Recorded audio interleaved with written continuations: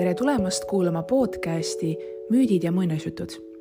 Mina olen Helina Välb ning viin teid igal reedel erinevatesse maailma paikadesse, et tuua teieni sealseid muinasjutte, legende ja müüte. Head kuulamist!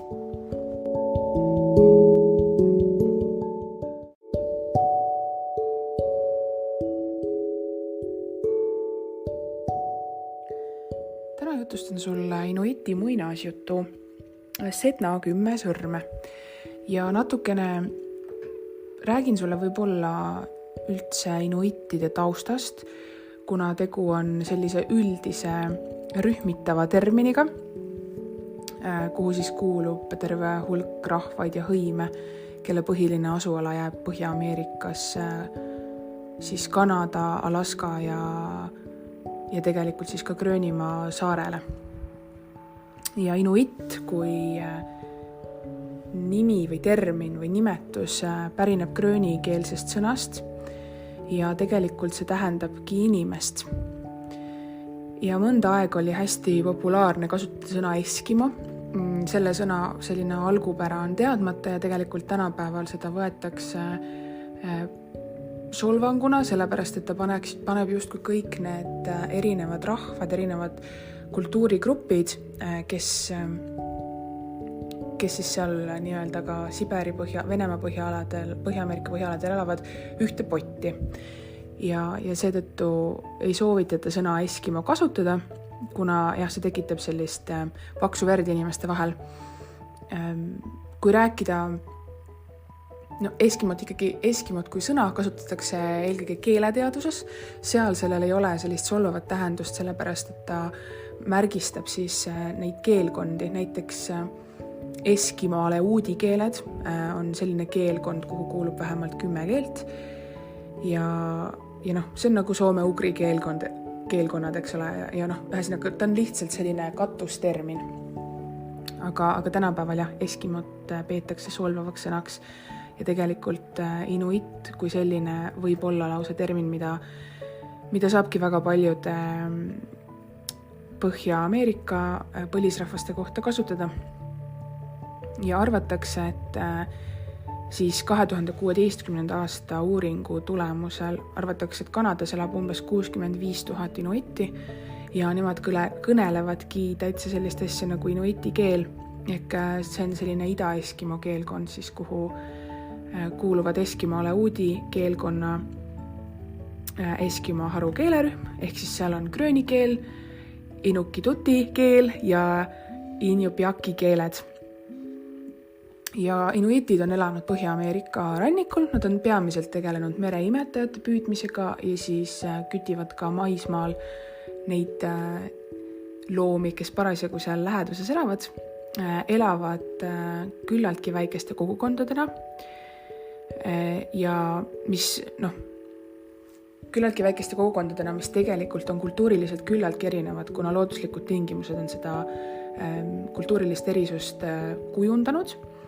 Samas arvatakse, on neid uuritud, et neid sarnasusi inuiti kogukondade vahel on ikkagi ka väga-väga palju, aga samas just keskkonnast tulenevad erisused on täitsa märgatavad.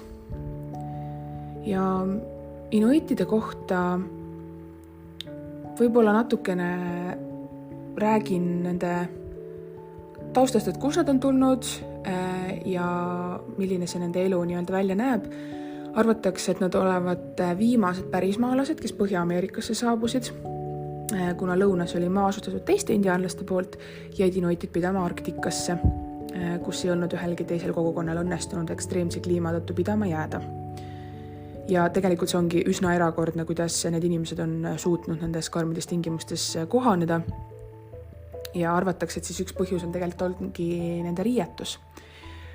Kuna nende peamine rõivaste materjal on põhjapõdra ja hülgenahk, see pakub väga efektiivset kaitset selle arktilise kliima vastu. Kusjuures öeldakse, et põhjapõdra nahk on parim, kuna sellel kasvavad karvad 2 korda tihedamalt kui näiteks hülgenahal. Ja seejuures on põhjapõdra nahk siiski küllaltki kergkaaluline ja laseb õhku väga hästi läbi. Ja mida veel tuuakse inuitide puhul välja, on see, et kui nad põhjapõdra nahka siis töötlevad või üldse põhjapõdra erinevaid osi töötlevad, siis nendega käiakse ümber väga mõistlikult, kasutatakse peaaegu täielikult ära kõik loomaosad, midagi ei lähe nii-öelda raisku. Ja põdraliha on nende toidulaua peamine osa, nahka kasutataksegi siis riiete tegemiseks, eluaseme jaoks, hambad, luud lähevad tööriistadeks, lisaks ka amulettideks on ju, et nende religioosne pool on ka veel osati selline loodususk. Ja samuti lihtsalt mänguasjadeks, kaunistusteks, kõigeks selliseks. Ja näiteks öeldakse, et hülge ja morsa soolestikke kasutati varem rohkem kindlasti vihmamantlite tegemiseks ning õmblemiseks saadi niit siis looma kõõlustest ja nõeladki loodi looma luudest. Ehk siis nad on inuitid ja üleüldse tegelikult kogu see arktiline indiaanlaskond on väga loodusega ühte sammu, väga kooskõlas ja käitub loodusega väga hea peremehelikult tegelikult ümber. Ja ka nende selline kirjanduslik pärand on üsna põnev. Ka tänane lugu Sedna 10 sõrme, et see annab tegelikult edasi natukene seda karmi keskkonda, kus nad elavad või millega nad pidid nii-öelda silmitsi seisma ja peavad siiamaani. Et kui me mõtleme muidusükeste muinasjutude peale, siis tihti ikkagi need lõppevad väga kaunilt ja prints ja prinsess abielluvad ja elatakse õnnelikult elu lõpuni kuskil 7 maa ja mere taga kangesti kaunis paigas on ju. Et siis nende tegelikult üleüldse nende põlisrahvaste lugudest ja müütidest ja muinasjuttudest paistab väga selgelt välja selline realistlikum pool selles suhtes, et seal on käsikäes selline realism ja siis samuti need igasugused suured müütilised tegelased või mingisugused suured vaimud, kes kuskilt juhivad ja teevad.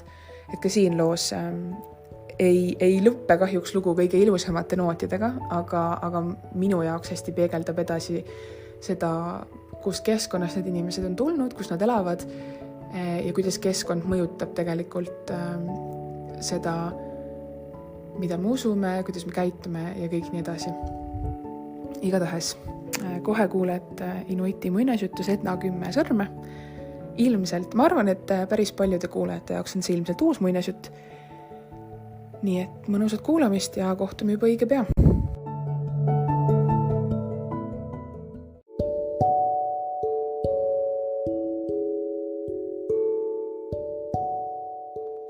Inuitide jumalaid ja jumalannasid tuleb rohkem karta kui imetleda, sest nagu tuul, mis puhub Beringi väinas ja lumi, mis lõikab Hudsoni lahte, on nad metsikud ja armutud. Neist kõige kardetum on Sedna, merejumalanna Sedna, hiiglane Sedna, pulstunud juuste ja tühja silmakoopaga Sedna. Kunagi oli Sedna kaunis noor inuiti neiu, lesest isa ainus tütar. Ta oli nii kaunis, et kui ta oli suureks kasvanud, tuli palju noormehi nii lähedalt kui kaugelt tema juurde lootuses, et ta abiellub nendega. Aga Sedna oli edev ja kõrg tüdruk, kes oli liiga teadlik oma heast väljanägemisest. Tal meeldis noormehi kiusata, neid korraks julgustada ja siis neile korvi anda. Mõnikord susistas ta neile midagi või välis valja lemmiku ja ainult selleks, et mõnuga pealt vaadata, kuidas nad omavahel kaklevad. Ja oi, kuidas nad kaklesid. Mehed lausa tapsid Sedna armastuse nimel, aga ikka keeldus neiu abiellumast. Siis saabus ühel päeval külla mees, kes oli palju ilusam kui kõik eelmised noormehed. Tema kajak oli kaunistatud kalliskividega ja veel rohkem kalliskive siras kaelakees, mis tema rinnal rippus. Ta kandis kõige uhkemaid karusnahku ja tal oli käes puhtast elevandiluust oda. Noormees ei tulnud isegi kanuust välja. Selle asemel hõikas ta Sednat. Tule koos minuga, Sedna, ja tule ja saa minu naiseks. Miks, hüüdis Sedna vastu, mida sina mulle pakkuda võid? Sa hakkad elama minu majas kalju serval, hõikas noormees. Sa ei näe kunagi nälga, sest ma toon sulle iga päev liha. Sa magad karusnahal suleteki peal ja sa ei pea kunagi tööd tegema. Sedna meelest tundus olevat peaaegu liiga hea, et olla tõsi. Ja noormees oli väga ilus. Pikemalt mõtlemata pakkis ta asjad, istus paati ja teda ei nähtud külas enam kunagi. Paat sõitis minema. Nad sõitsid 2 päeva ja 2 ööd ning mida kaugemale nad läksid, seda enam paistis noormees muutuvat. Kõigepealt kadusid tema elevandiluust oda ja kalliskivid. Siis langesid maha tema nahad ja välja tuli otse kui sulgedega kaetud alussärk. Tema silmad muutusid ümmarguseks ja ta nägu kattus sulgedega. Aga alles siis, kui nad tema koju jõudsid, purunes nõidus lõplikult, sest see mees ei olnud üldse mingi mees, vaid linnuvaim, kellel oli võime võtta inimese kuju. Üle küla lennates oli ta Sednat näinud ning võtnud nõuks temast oma naine teha, isegi kui ta pidi selleks võlujõudu ja pettust kasutama. Nii algas Sedna abielu linnuga. Kaljuserval seisev maja osutus pesaks kivirüngal.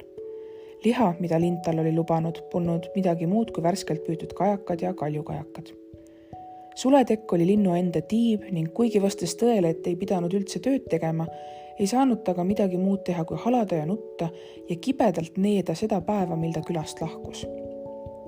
Lugu oleks võinud sellega lõppeda, kui mitte tema isa poleks tütre äraolekul üha suuremat üksildust tundnud. Oli tõsi, et Sedna ei olnud kunagi olnud ideaalne tütar, aga kui see on sinu ainus tütar ja su naine on surnud, siis vaatad see jonnimisele ja vingumisele ja üldisele tänamatusele läbi sõrmede. Nii asus ta tütart otsima ja mitme nädala pärast leidis ta tüdruku üles, kui see ikka veel oma saatuse üle kaebles. Õnnekombel oli linnuvaim ära naisele toitu otsimas. Sedna oli nõudnud midagi peenemat kui värskelt tapetud kaljukajakas. Nii et ta sai isale jutustada, mis oli juhtunud. Ta ei ole inimene, ta on lind, halises ta ja ma tahan koju. Vaene laps, alustas isa. Ära sa siin haletse midagi, karjus Sedna. Kui sa oleksid minu eest paremini hoolitsenud, poleks midagi sellist juhtunudki. Hakkame nüüd liikuma, ta tuleb ju kohe tagasi. Isa aitas tütrel kaljult alla ronida. Need jõudsid alla ja jooksid üle ranna, kuhu oli tõmmatud isa paat. Sedna ei tahtnud jalgu märjaks teha ja isa pidi ta paati tõstma, mis võttis natuke aega, aga varsti sõudsid need minema ja jätsid pesa kaugele maha. Aga siis tuli linnuvaim tagasi. Ta nägi tühja pesa, jalajälgi liival ja paati, mis oli nüüdseks vaid täpike silmapiiril ning laskis kuuldavale valju karje. Sest omal moel oli ta ju Sednat armastanud. Ta oli ainukesena tüdruku vigade suhtes pime olnud ja püüdnud tema olemist pesas võimalikult õnnelikuks teha. Nüüd sööstis ta neile järele ja tema suured valged tiivad kandsid ta kiiresti üle vee. Vaid mõne minutiga oli ta paadile järele jõudnud ning jäi selle kohal õhku lendlema, silmad pisaraid täis. Tule tagasi, Sedna hüüdis, sa oled mu naine, ma vajan sind. Mine minema, vastas Sedna, kas sa tõesti arvad, et ma olen kogu ülejäänud elu linnuga abielus? Jäta mind ometi rahule. Linnuvaim lendas alla, nagu tahaks ta paadiserval istuda ning sel hetkel vibutas isa aeru. Puu tabas linnuvaimu ja paiskas ta ümber. Vaene olevus oleks peaaegu merre kukkunud, aga siis ta toibus ning mõistnud, et on Sedna igaveseks kaotanud, lendas ta vaikselt nuttes minema. Vaevalt oli linnuvaimu kadunud, kui ilm muutus järsult. Merepind oli olnud vaikne ja tüüne, aga nüüd hakkas möllama arktiline torm. Lained tõusid ja vajusid, jääkülm vesi peksles vastu paati ja seda ei olnud enam võimalik juhtida. Isa püüdis aere liigutada, aga see oli asjatu. Veepritsmed pimestasid teda. Tuul rebis tema riideid. Taeva oli lämmatanud mustad pilved ja nüüd sähvisid kõikil nende ümber välgunooled. Tee midagi, hüüdis Sedna, ära lihtsalt istu. See on sinu süü, karjus isa käheda häälega. Meri on vihane, sest sa jätsid oma mehe maha. Kõlas kõrvu lukustav kõuemürin. Nende kõrval kerkis mäekõrgune laine ja pööras paadi peaaegu kummuli. Me saame ju surma, nuttis Sedna. Miks sa ei võinud mind lihtsalt sinna paika jätta? Kui sa ei oleks mulle järgi tulnud, poleks ma mitte kunagi siin praegu. Aga siis ta vaikis, sest tema isa silmades oli löönud leegitsema hullumeelne pilk. Kuidagi viisi tõusis ta kõikuvas paadis püsti ja haaras tütrest kinni. Mida sa teed, küsis Sedna. See on sinu süü, käisis isa. Ja kui ma su äkki üle parda viskan, siis annab meri mulle andeks ja kõik saab korda. Sa oled hull, jäta mind rahule. Sa pead surema, Sedna. Ma ei oleks tohtinud sulle järele tulla. Samal ajal, kui paat üles-alla paiskus ja ringe tegi, kui välk sähvis ja kõu möirgas, võitlesid nemad pisikeses paadis. Ühel hetkel tundus, et Sedna võidab, sest tema oli pikem ja tugevam, kuid siis leidis isa pöial kogemata tema silma. Kõlas veel üks kõuekärgatus. Mööda tüdruku põske voolas alla veri. Ta komistas tahapoole ja kukkus üle parda. Aga ikka klammerdus ta paadi serva külge ja püüdis end meeleheitlikult tagasi paati vinnata. Hullumeelselt naeredes haaras isa oma luust kirve.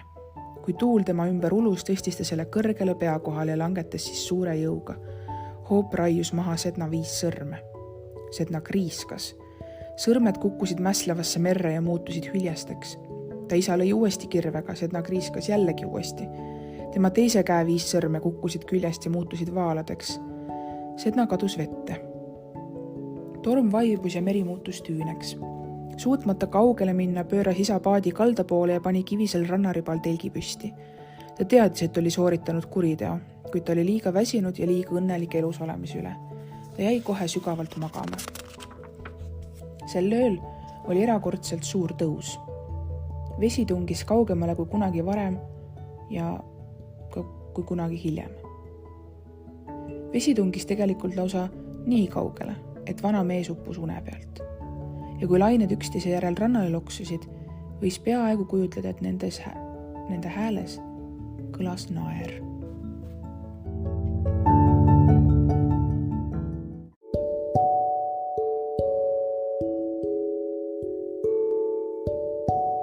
Aitäh, et kuulasid podcasti Müüdid ja muinasjutud.